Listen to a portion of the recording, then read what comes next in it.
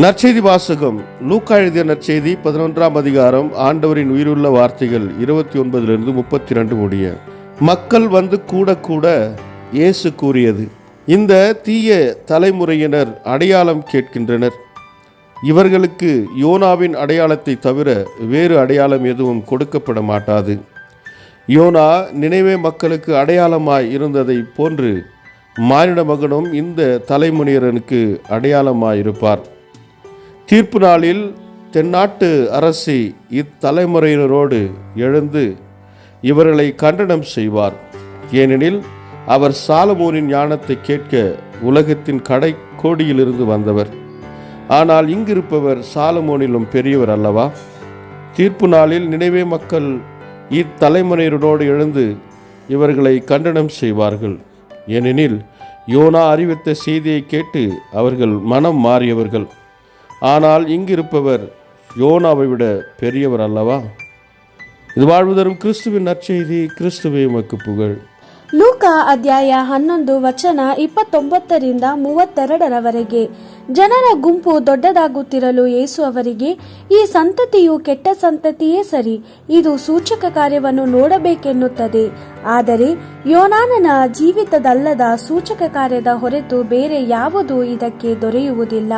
ನಿನೆವೆಯಲ್ಲಿ ಜೀವಿಸುತ್ತಿದ್ದ ಜನರಿಗೆ ಯೋನಾನನು ಒಂದು ಸೂಚನೆಯಾಗಿದ್ದನು. ಅದೇ ರೀತಿಯಲ್ಲಿ ಈ ಕಾಲದ ಜನರಿಗೆ ಮನುಷ್ಯಕುಮಾರನು ಸೂಚನೆಯಾಗಿದ್ದಾನೆ. ನ್ಯಾಯ ತೀರ್ಪಿನ ದಿನದಲ್ಲಿ ದಕ್ಷಿಣ ದೇಶದ ರಾಣಿಯು ಈ ಪೀಳಿಗೆಯವರೊಂದಿಗೆ ಎದ್ದು ನಿಂತು ಇವರನ್ನು ಅಪರಾಧಿಗಳೆಂದು ಹೇಳುವಳು. ಏಕೆಂದರೆ ಆ ರಾಣಿಯು ಬಹುದೂರದಿಂದ ಸೊಲೊಮೋನನ ಜ್ಞಾನಬೋಧನೆಯನ್ನು ಕೇಳಲು ಬಂದಳು. ಆದರೆ ನಾನು ನಿಮಗೆ ಹೇಳುವುದೇನೆಂದರೆ, ನಾನು ಸೊಲೊಮೋನಿಗಿಂತಲೂ ಹೆಚ್ಚಿನವನಾಗಿದ್ದೇನೆ. ನ್ಯಾಯ ತೀರ್ಪಿನ ದಿನದಲ್ಲಿ ನಿನೆವೆ ಪಟ್ಟಣದವರು ಈ ಸಂತತಿಗೆ ಎದುರಾಗಿ ನಿಂತು ಇವರನ್ನು ಅಪರಾಧಿಗಳೆಂದು ತೋರಿಸುವರು. ಏಕೆಂದರೆ ಅವರು ಪ್ರವಾದಿಯಾದ ಯೋನಾನನ ಬೋಧನೆಯನ್ನು ಕೇಳಿ ತಮ್ಮ ಪಾಪಗಳಿಗಾಗಿ ಪಶ್ಚಾತ್ತಾಪಪಟ್ಟು ದೇವರ ಕಡೆಗೆ ತಿರುಗಿಕೊಂಡರು.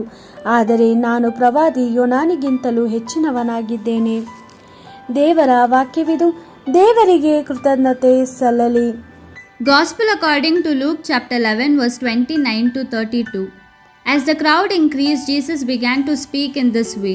This is an evil generation. They ask for a sign, but no sign will be given to them except the sign of Jonah. As Jonah became a sign for the people of Nineveh, so will the Son of Man be a sign for this generation.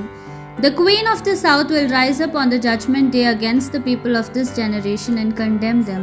For she came from the ends of the earth to hear the wisdom of Solomon. And there is someone greater than Solomon here. The men of Nineveh will rise up on the judgment day against the people of this generation and accuse them. For Jonah's preaching made them turn away from their sins. And there is someone greater than Jonah here.